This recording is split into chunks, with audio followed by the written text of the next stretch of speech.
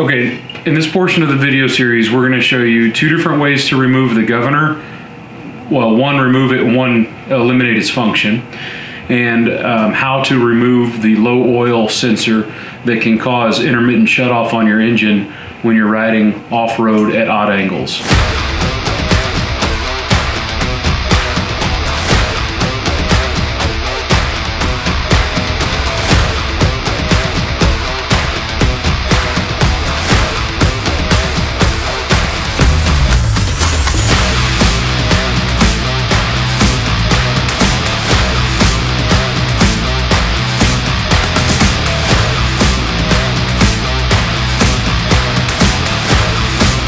I'm going to show you first how to cage the governor spring to keep it from being functional. The benefit of that is that it's reversible. You can essentially cut a zip tie and it will go back to being governed. And then we'll take the side off of the engine and physically remove the internal components of the governor so that it no longer functions. After that, and while we're inside of the engine, we'll remove the low oil sensor. And then on the outside, we'll remove some of the wiring for that to allow us to plug in the handlebar on-off switch on the Monster Moto 80. So we'll retain some of the wiring and retain the handlebar switch functionality. If you come up here and look, there's two fine springs that are in here. There's this one that goes to the carburetor linkage, and there's the one here in the very back, if you can see that. And that is what pulls the governor, that is what allows the governor to pull the carburetor regardless of the throttle position or the throttle input that you're giving it. This spring, when it expands, closes the throttle even if you have the throttle lever set to full throttle.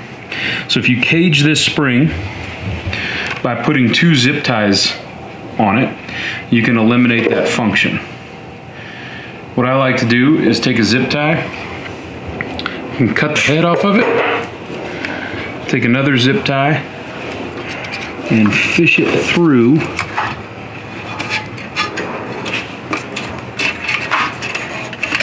like that. So I've got the head of the zip tie on one side, and then I've got the head of the second zip tie on the other side.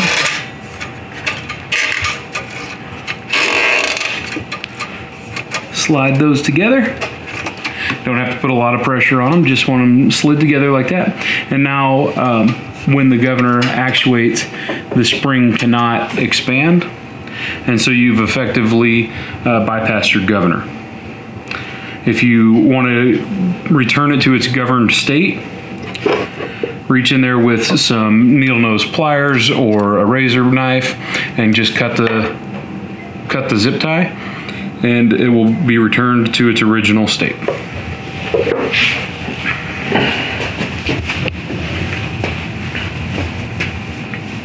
So the second way to defeat the governor is to actually go inside and pull all the spinny bits out. There's a couple of fly weights that are mounted to a nylon gear that's driven by the crankshaft, and it spins. Pull all of that out.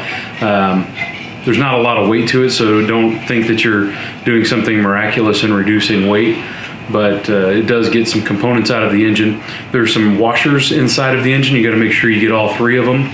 And there's a little C-clip that's kind of a pain in the ass. So we'll go ahead and pull the side cover off of the engine.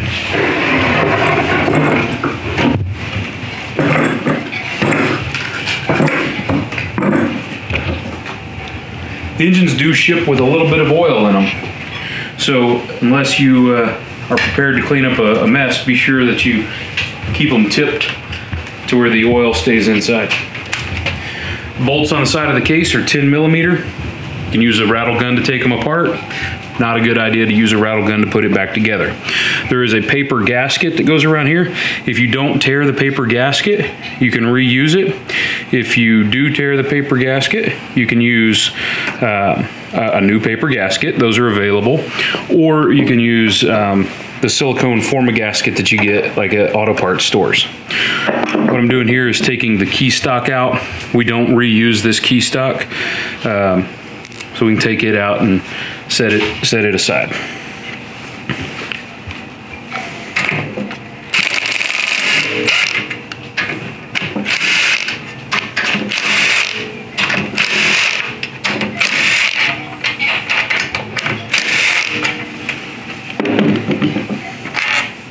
You know what? We'll just leave those.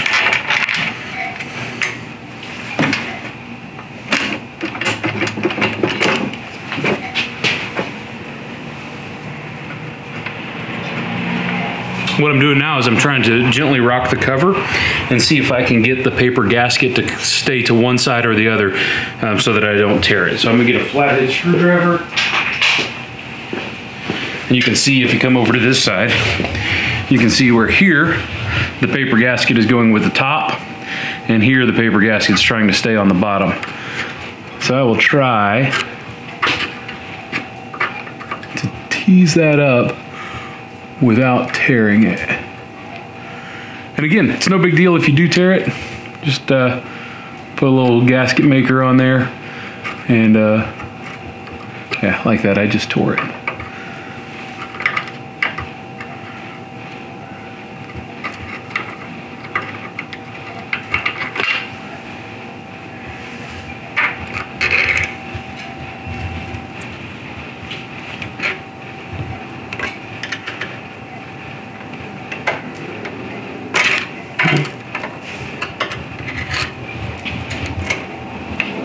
All right, looks like we're gonna be able to reuse this. The two places that I tore the gasket were on the outside of bolt holes.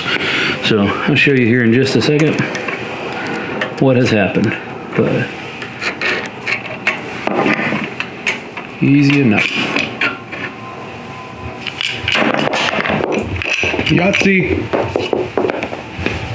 Okay, I tore it right there, and I tore it right there. So.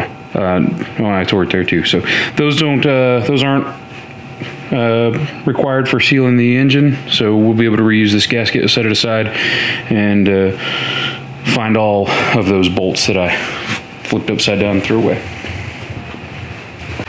Okay, yep. So we've got the side case off. This is the governor. You can see these flyweights, these little stamped steel flyweights right there. As the engine spins, as the RPMs increase, the weight of those swing out.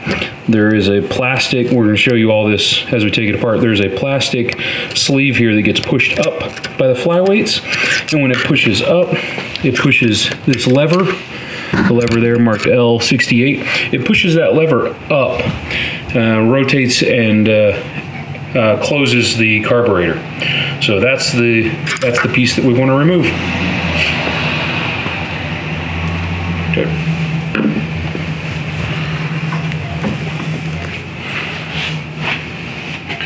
And there's a little better view of it. Yeah, a lot better. And while you're doing this, be careful not to turn the case around too much. This is your camshaft, and it is not held in by anything right now, so it will fall out. If the camshaft falls out, then your push rods come off of your rockers, and you've got to open the head up, or open the valve cover up. All right, so to get to this, we're gonna have to cut this off. Then take the arm out, and then we'll start messing with a screwdriver or a punch to see if we can get the little metal C-clip out of there. All right, to make it a little easier to get to the top where we're going to be working with the governor arm, we're going to pull the tank off. Those are 10mm bolts? Those are 10mm nuts. There's 2 of them there. And then on this side, there's an 8mm that's way down in there, so we'll fish that out. We'll come right back after we get the tank off the top. There's nothing to that. It's a tank with a single rubber line coming out of the bottom of it. Okay, so we've removed the fuel tank, the fuel supply line on the bottom, and then the line that goes to the evap line that goes to the intake. So removed those. You bet. Fuel line to the carburetor. It's held on by 3 connections. You've got 2 10mm nuts and 1 8mm bolt, or you use an 8mm head that hold that on, so you just pull that off. Now you can clearly see the governor arm right here, and the shaft that governor arm is on is what is being acted on by the flyweights inside. There we go, the flyweights inside of the engine. So to make it a little easier, I'm going to loosen the governor arm up. It's 10mm, and we'll see if we can spin the shaft around a little bit, make it easier to get all of the inside components out of it.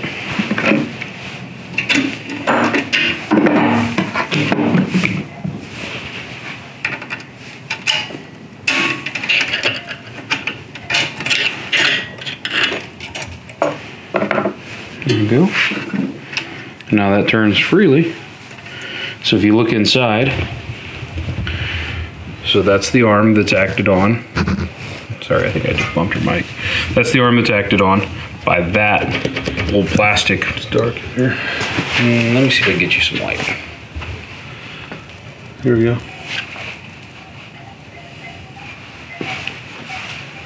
How's that? Okay. All right. So I'm turning the arm. The arm is acted on by this little plastic follower that gets pushed up when those stamped steel flyweights get driven out by centrifugal force.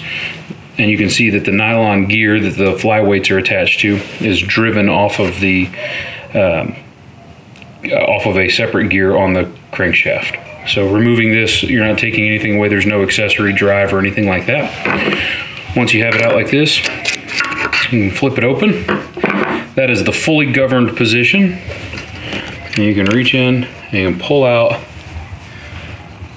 this little plastic follower. Make sure you get all of the washers, clips, and debris out of the crankcase, or you will ruin your engine. There's one underneath here that the nylon cam rides on top of. You can use a magnet and just lift it right out. We'll show you that here in a little while. So now that we have that out of the way, what we want to do is remove this metal snap ring that's down here. There's several videos out there. If you're watching this one, you've probably seen them. You can fight with that metal snap ring for quite a while to get it out. We're going to use a flathead screwdriver and see if we can expand the snap ring a little and get it to come off. And hopefully the nylon gear comes out in one piece. If not, we'll resort to the break it method, and we will break this and then pull it out a chunk at a time. Okay, so we're trying to get this snap ring off, and I've had success putting a flathead screwdriver on one side of it and giving it a little tap to see if I can pop the snap ring down. It's gonna be a pretty frustrating process. We'll keep at it here. 2,000 years later, 6.5 hours later, a few inches later, day 2, day 3, day 4, a few moments later, 1 eternity later, 3 days later, 12 seconds later, 3:28 a.m. 3 weeks later, many months later. So much later that the old narrator got tired of waiting and they had to hire a new one. Tomorrow for sure. Eventually, 12 o'clock midnight, 2 hours later. Meanwhile, 8:01 p.m. the next day. Later, 20 minutes later. 6 hours later. Several bad puns later. 1 hour later. 2 hours later. 3 hours later. Can you move it along? I'm all out of time cards. All right, now remember we talked about getting all the pieces out. There's 2 flyweights, the little retaining clip, snap ring thing, that goes around the shaft. And then if you look back in there, see we got a little bit of debris down in there. We're gonna get all of that out, make sure we get all that out. If you look in there, you can see at the very bottom, there's a steel washer up against that aluminum case side. You've got to get that steel washer out. What you doing, Forrest? Magnetizing a screwdriver. We don't have a magnet on a stick, which is how I prefer to get those out, but we don't have one here at the satellite headquarters expansion office. So we're just gonna magnetize a screwdriver and stick it in there and fish it out. The only thing is there's some oil on it, so you gotta kind of wiggle it around to overcome the oil.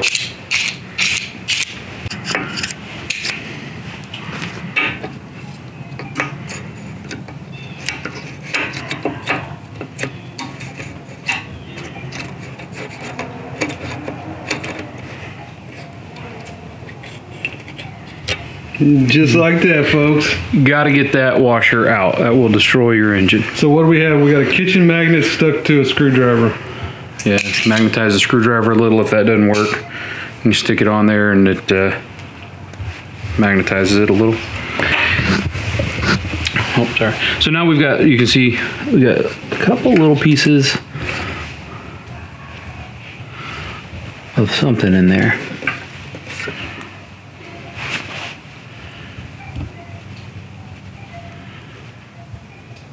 Plastic? That is black plastic. Nothing that we have taken apart so far has had black plastic on it, so that's probably just some debris from engine assembly, maybe? I would think they would have. I would trust them more than I would trust us. We'll get all of that out of there, wipe it out with a paper towel on the end of a screwdriver, and in fact, we'll do that right now. So our goal is to get that debris out of there.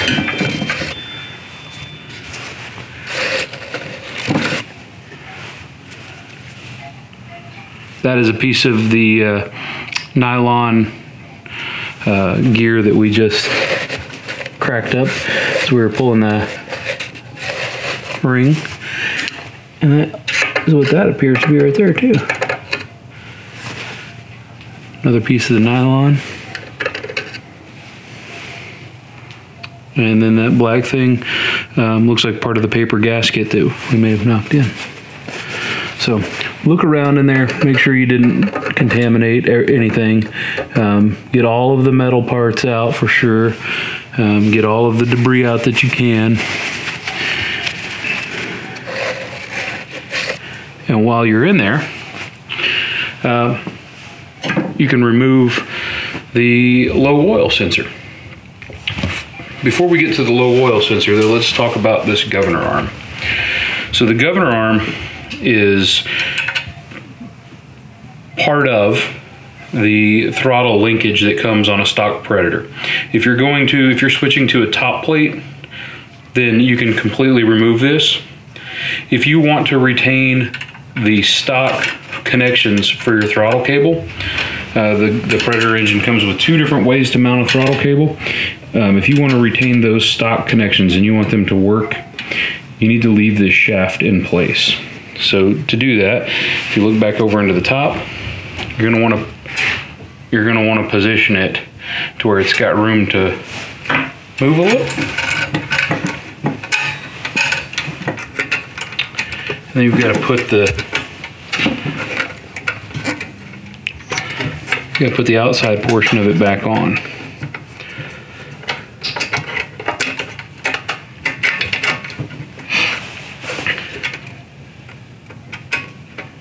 Once you've got it like that, your throttle will operate normally and you don't have a hole in your case. If you decide that you want to remove it, you can tap that 6mm or /20 work just fine. Drill it, tap it, clean all the shavings out, put a screw in from the outside so that if it comes loose, it doesn't fall in. And either way, you've bypassed the governor. So at this point, the governor assembly is completely removed from the inside. Carrying that a step further, you could pull the camshaft and the rod and the crankshaft out and take that gear off, but no need. All right. while you've got the side case of the engine off, this is the perfect time to remove the low oil sensor. If you're not removing the governor, there's no reason to open this up just to remove the sensor. You can simply unplug the wire for it. While you've got it open though, some guys will tell you it increases your oil capacity. Yeah, it does a little. But while you've got it open, if you want to remove it, it's two 8mm bolts. You can cut the wire right here and cut the wire out here and allow the factory plug to be your seal, or you can completely remove the factory wiring and tap this. And I used an 1/8" NPT tap and a brass plug to fill it. It was overkill. It took a lot of extra work and it put a lot of metal shavings into the crankcase. My preferred method is to cut the wire here, cut the wire here, and leave the stock plug and hardware in place after removing this. For this, we're switching over to 8mm.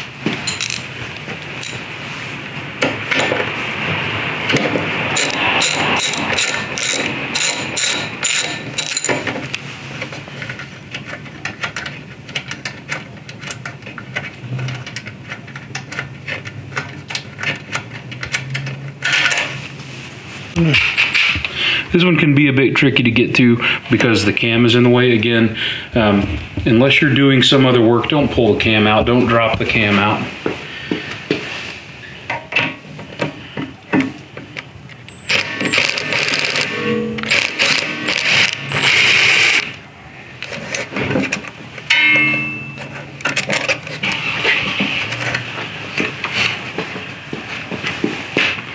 Once you get that out, once you get that loose, you can pull it out,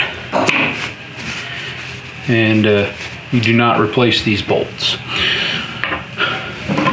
Yep, okay, so we've removed the governor. Now we've taken the two bolts out that hold the low oil sensor in. And remember, we're going to completely bypass that.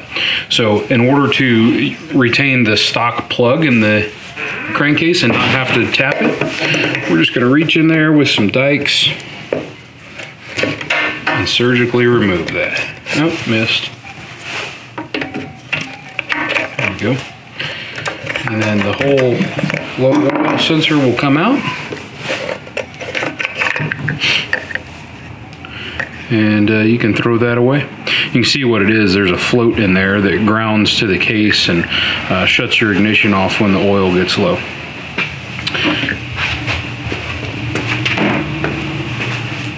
On the outside of the engine, it's this yellow wire. Just cut it flush like that. Leave the nut on there because that's what's holding the plastic in on this side, and it's got the rubber filler in there. So that's all good. Okay. Later on, when we're installing this into the mini bike, we will unclip this, follow this wire, unplug it, and then plug the Monster Moto 80 shutoff switch into where this wire plugs in. You don't have to do any wiring. There's no butt connectors to make up at all. It's plug and play. And this little box is part of the low oil shutoff sensor. This can be removed now, and let's go ahead and unclip it. We'll remove it and show you those connections they're talking about.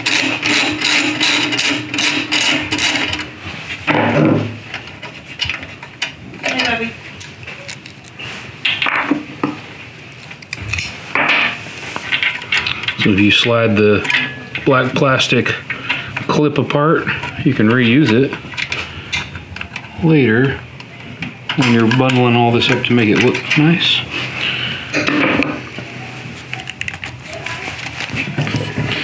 You don't need this.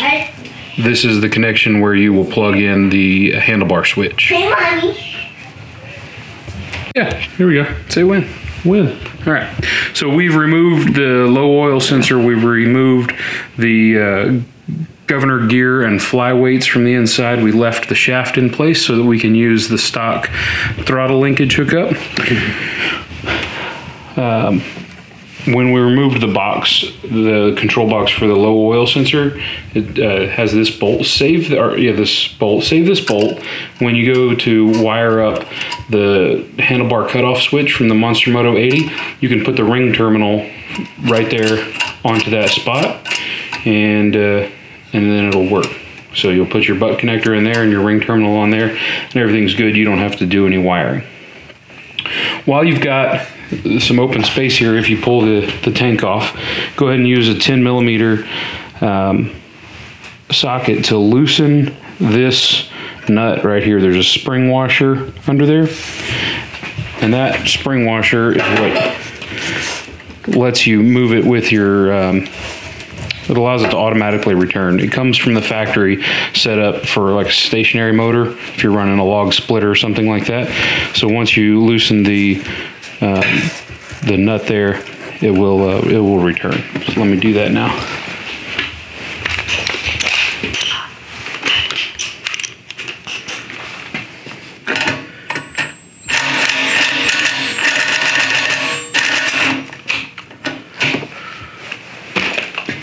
And then just check to make sure that the throttle moves freely, because later on in this video series, we're going to put a throttle cable in from the back and then connect it to this throttle lever. So we will make sure that it moves freely. I'm going to go ahead and trim the tail off of this zip tie. Be captured? It doesn't hurt anything to have it captured now. It takes a little bit of slop out of the system, so we'll leave it there. If you didn't capture it, once you remove the governor on the inside, you don't need to worry about it. Okay. Next up, we'll put the side cover on. We're going to reuse the paper gasket that was on there because we didn't tear it on any of the surfaces. We'll clean this up a little bit. Don't use a razor blade. This is aluminum. Don't use a razor blade. Don't use a screwdriver. Anything more than a fingernail, you're probably going to tear it up. So get it clean, and put the cover back on, and then tighten these bolts down. I believe the torque spec on them is 17 foot-pounds, which isn't very much. Double check that, and we'll be back. If you go back with the gasket maker, follow the instructions that are on it. Usually they require you to let it cure for 24 hours before you put oil in the cavity. There's a couple of alignment dowels like this one. I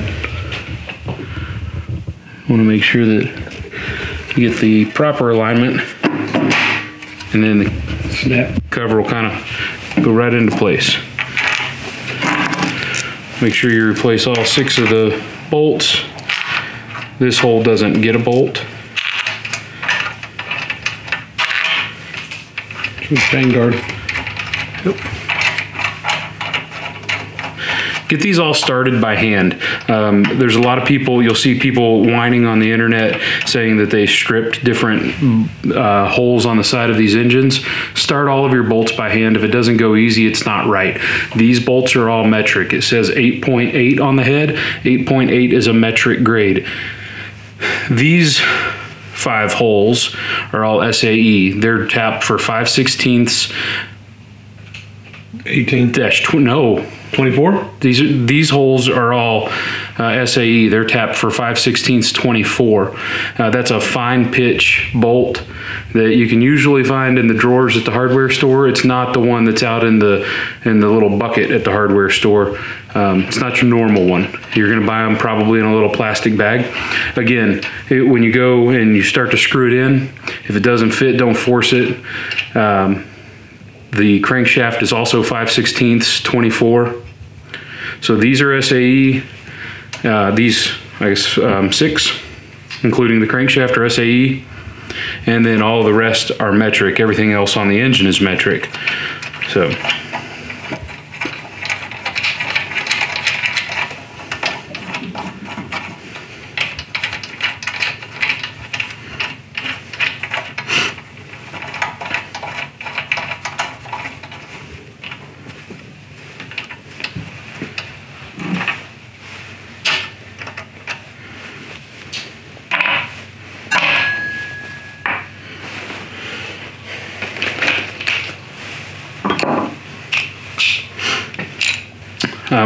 When you tighten these down, this is a 10 millimeter. When you tighten these down, have a little mechanical sympathy. You're not trying to break the thing off in there. Nothing's trying to escape. This crankcase isn't under pressure. It's splash lubricated on the inside, so it's not like you're trying to keep anything pressurized in. You're just trying to hold the oil in. So get it snug.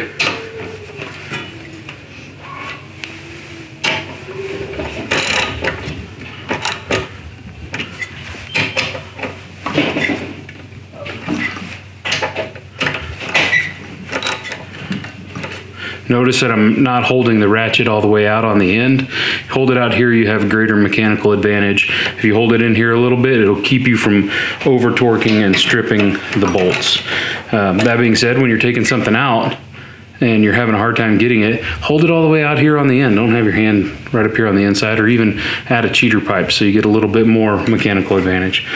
Get these snug, don't strip them out. If you're tightening them and they get tight and they get tight and they get tight and then they get loose, you screwed up. Go buy a new engine. Don't return it to Harbor Freight and try to convince them that there was something wrong with their engine. You're the person who screwed up. Own it. It's 99 bucks. Bet you don't do that a second time.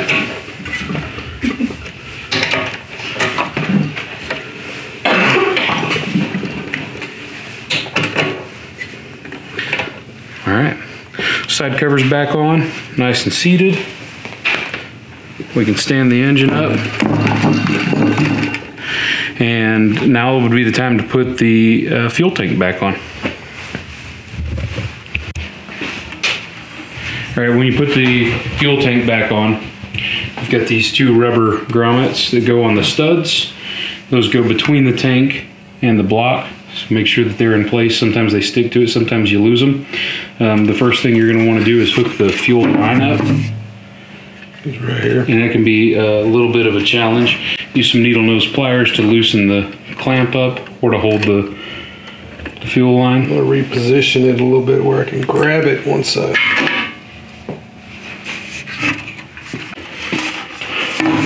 Okay, so you'll hook up the fuel line.